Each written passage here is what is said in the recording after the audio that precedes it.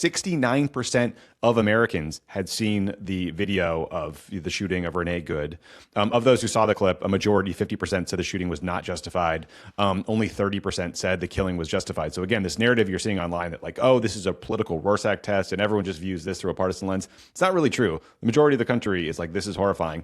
And this is clearly driving down favorability of ICE across the country with all kinds of voters. Now, here's one example.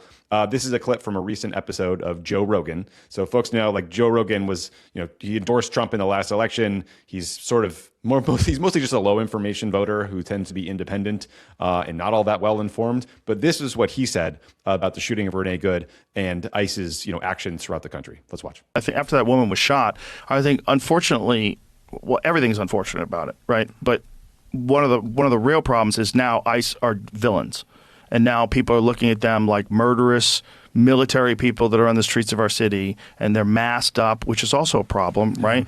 Because if you get arrested by a cop, you're allowed to ask the cop, what is your name and badge number? And you could film that cop.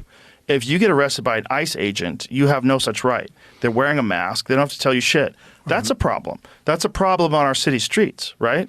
Because you could also pretend to be an ICE agent. You don't want militarized people in the streets just roaming around, snatching people up, many of which turn out to actually be U.S. citizens that just don't have their papers on them. Are we really going to be the Gestapo? Where's your papers? Is that what we've come to?